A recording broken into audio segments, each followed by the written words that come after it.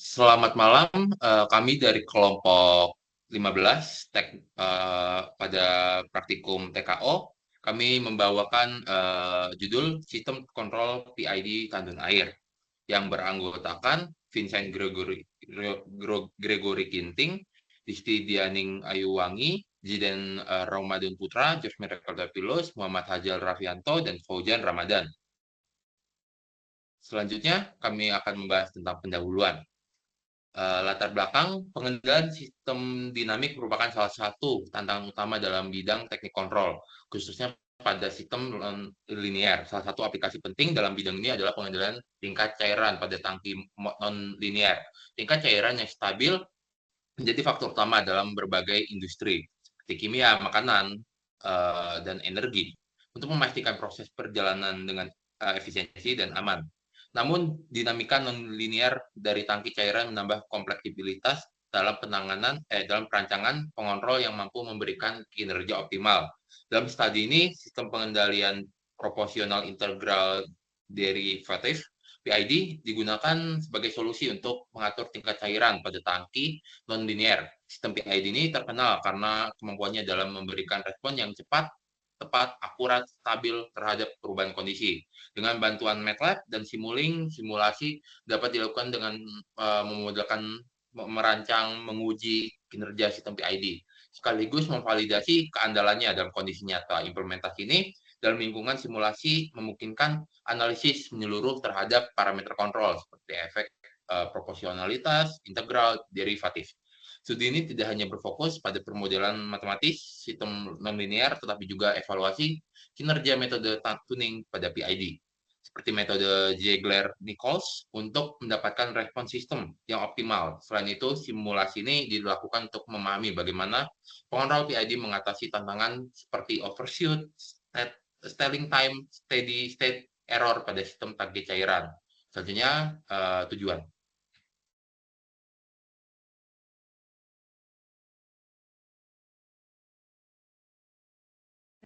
Di sini saya akan menjelaskan mengenai tujuan, yaitu yang pertama, memodelkan sistem tangki cairan non-linear menggunakan pendekatan matematis berbasis neraca massa.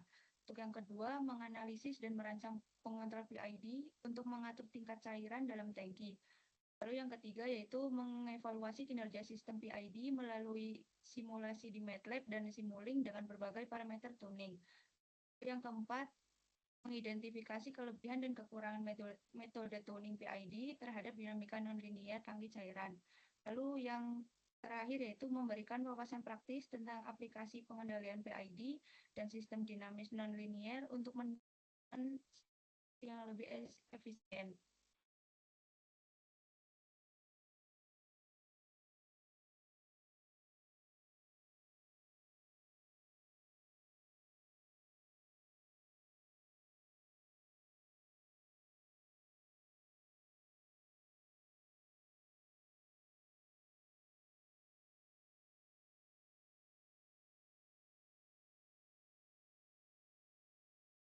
Belum di open mic dan. Oke, baik. Jadi untuk yang pertama ini dari landasan teori itu terdapat pengendalian PID.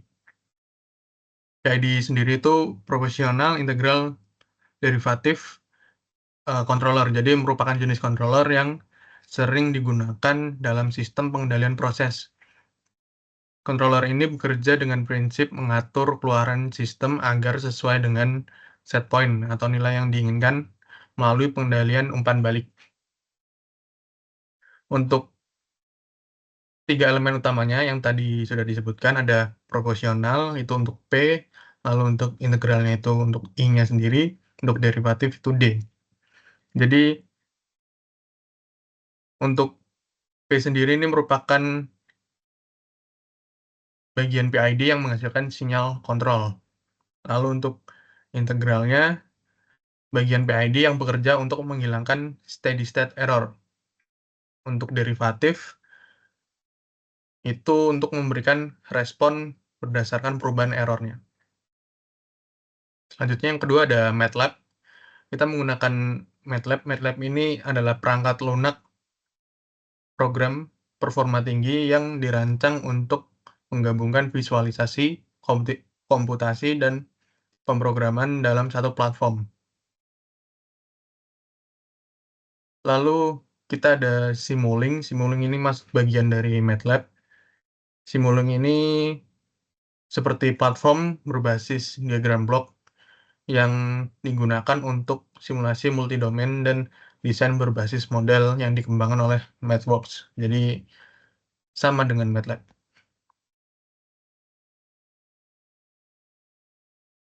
Selanjutnya.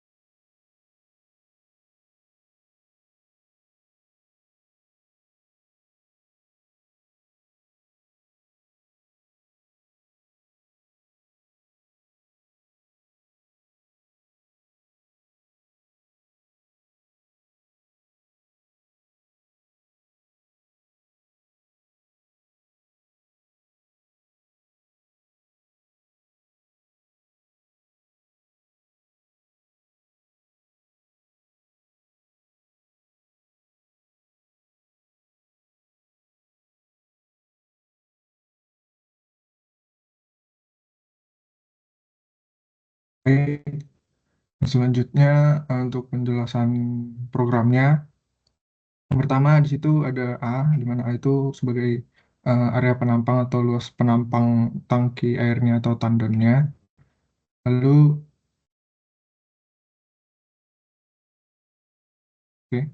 lalu ada C sebagai konstanta debitnya, di mana ada G yaitu 9,181 meter per second kuadrat sebagai percepatan gravitasi, dan ada konstanta 0,6 untuk mencerminkan koefisien aliran untuk memperhitungkan kehilangan energinya.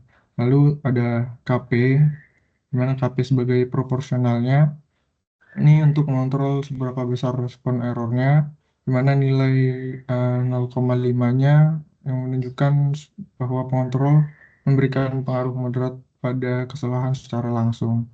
Lalu ada KD sebagai derivatifnya, yaitu mengontrol respon terhadap laju perubahan errornya. Nah, ini untuk mengurangi overshoot-nya. Jadi nilai 0,0001 menunjukkan pengaruhnya sangat kecil untuk menjaga stabilitasnya.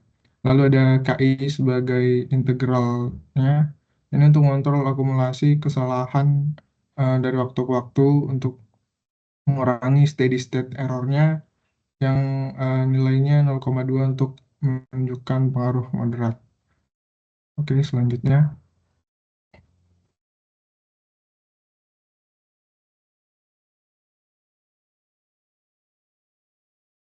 Oke, pada pada diagram blok ini kita bisa melihat yang pertama itu memiliki referensi atau set point yang dibandingkan dengan keluaran sistem log tertutup. Mana error ini bakal kemudian diproses melalui 3 jalur. Yang pertama ada KI, KD, dan KP. Setiap jalur memiliki peranan masing-masing, mulai dari merespon langsung terhadap error, integral mengakumulasi error, dan komponen derivatif yang memperhatikan perubahan error. Untuk ketiga sinyal ini dijumlahkan dengan menghasilkan sinyal kontrol akhir yang dikirimkan ke plan atau sistem fisik. Dan ini memiliki fungsi transfer yaitu 1/S plus 1.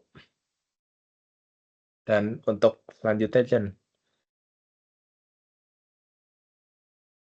Baik, untuk simulasinya, pertama kita dapat melihat lagi pada kodenya di sini. Untuk menjalankannya, kita klik saja Evaluate in Command Window atau klik F9. Maka di konsol di bawah akan terlihat untuk nilai-nilai dari hasil perhitungan di kodenya. Kemudian, kita bisa langsung melakukan run di simulasinya. Klik run button atau Ctrl T. Dan kita klik di scope, kita bisa melihat. Ini contoh ketika di mana yang garis biru ini melambangkan aliran air yang akan dilepaskan tandon, dan garis kuning melambangkan batas atas atau air yang ada di dalam tandon.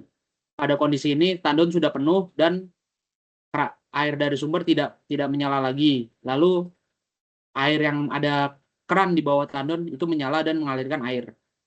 Untuk nilainya bisa kita ubah dari saturasinya.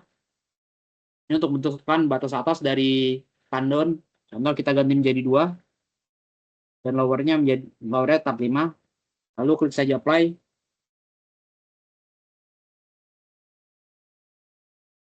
Oh, tidak bisa. Upper limitnya harus di atas 5. Kita ganti menjadi 2. Lalu kita run lagi.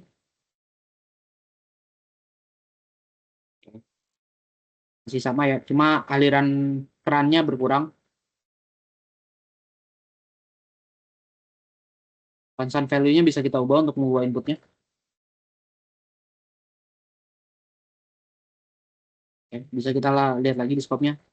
Di sini sudah mulai berubah di grafiknya, di mana awalnya itu mengalir lalu ke flat. Ini melambangkan dari waktu dan aliran air yang ada. Terus dari value juga bisa kita ubah. Contoh KP KD-nya di sini. Jika KD-nya kita kali 2 menjadi 1 dan 0,4. Lalu kita evaluate, kita klik pencet tekan F9 di keyboard lagi. Oke, maka di scope-nya akan berubah kembali untuk diagramnya. Nah, konstannya dikali 1 dulu. Line.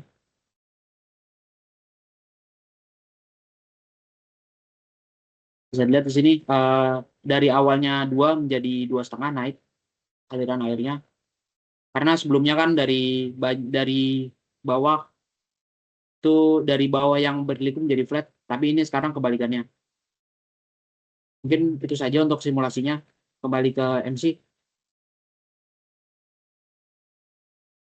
Baik, sekian dari presentasi kami. Bila ada salah kata, kami mohon maaf. Sekian dan selamat malam.